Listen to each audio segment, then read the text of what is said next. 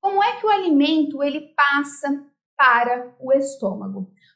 Ele passa para o estômago porque ocorre a abertura de um esfíncter que separa o esôfago do estômago. Esse esfíncter, gente, ele recebe o nome de esfíncter cardíaco, tá?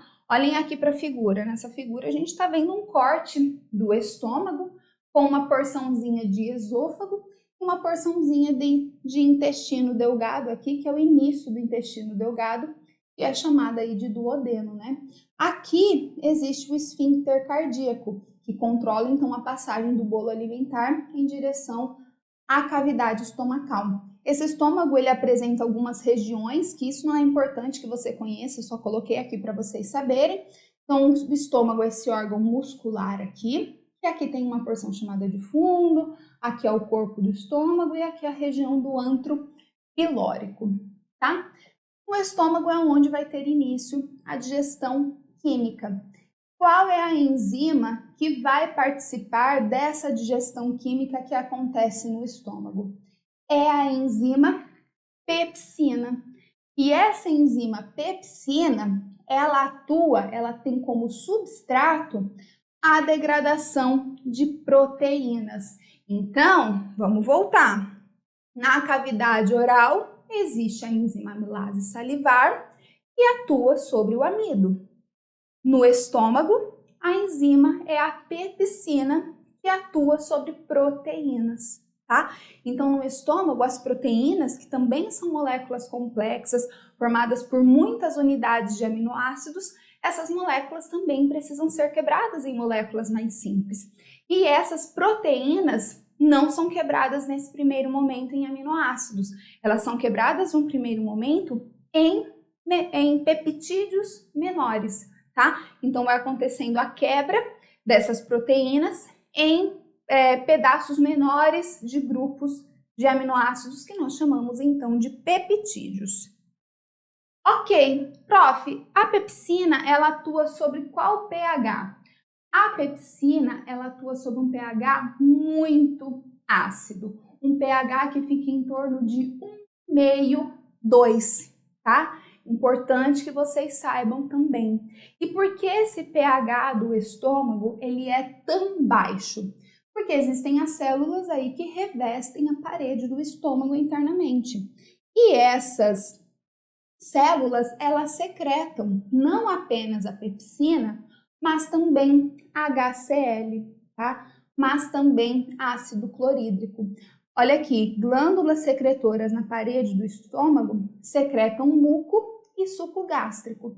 O muco, ele é importante também para lubrificar esse ambiente, para que não ocorra muitos danos à parede do estômago, já que esse estômago é muscular, ele também vai se movimentar promovendo a mistura desse bolo alimentar com as secreções do estômago. Isso poderia machucar o estômago. Então, esse muco, que é viscoso, vai interferir nesse processo, fazendo com que ele seja menos danoso à parede estomacal. E também secreta o suco gástrico.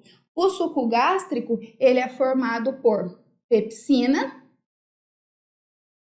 mais ácido clorídrico, mais HCl. Isso tudo, então, sendo secretado pelo estômago, tá? Olhem aqui para esse esquema. Vou apontar com laser. A gente tem aqui parede do estômago. Ela secreta íons hidrogênios, íons HCl e uma enzima inativa que é chamada de pepsinogênio, tá? Uma vez secretado H+ e Cl-, eles se unem formando ácido clorídrico, formando HCl. E esse HCl, ele atua promovendo a ativação do pepsinogênio em pepsina, que é a enzima ativa que vai atuar no lúmen do estômago, promovendo a quebra de proteínas, tá? Então, esse suco gástrico aqui formado, mais o muco, mais o bolo alimentar, ele vai sendo misturado. O estômago tem motilidade, ele é muito musculoso, então ele vai auxiliar nesses processos de mistura de tudo isso para promover a digestão de proteínas. E nesse momento que a gente tem a mistura do bolo alimentar com as secreções do estômago, a gente tem a formação do quimo. Olha aqui, bolo alimentar é transformado em quimo e esse processo recebe o nome de quimificação. Gente, importante. Falei para vocês que a amilase salivar ela atuava em pH 7, degradando o amido. A amilase salivar, ela é deglutida juntamente com o bolo alimentar. Claro, ela foi misturada a esse bolo alimentar porque ela está presente na saliva. Vai acontecer, continuar acontecendo, digestão desse carboidrato no estômago, por mais que ainda existam carboidratos que não foram totalmente degradados? Não, porque lá o pH é tão baixo que inativa a enzima amilase salivar. Portanto, no estômago ocorre a digestão de proteínas, tá? No estômago, o pH, vou até escrever aqui, o pH, ele fica em torno de 2, é um pH muito ácido, adequado para o funcionamento da pepsina e só nessa condição se torna ativa. Lembre-se que o HCl, o ácido clorídrico, é importante para a transformação ou ativação do pepsinogênio em pepsina.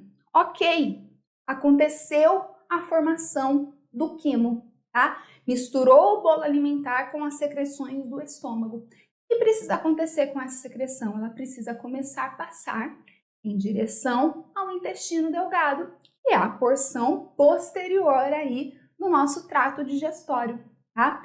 Existe também um esfíncter que controla essa passagem aí do quimo em direção ao intestino delgado. E esse esfíncter é chamado de esfíncter pilórico, tá? Esse esfíncter ele vai controlando, então, permitindo que alguns esguichos vão sendo enviados ao nosso intestino delgado. Não é à toa que às vezes a gente escuta uns barulhos aí na nossa barriga, né? Tudo isso é o nosso processo digestório acontecendo.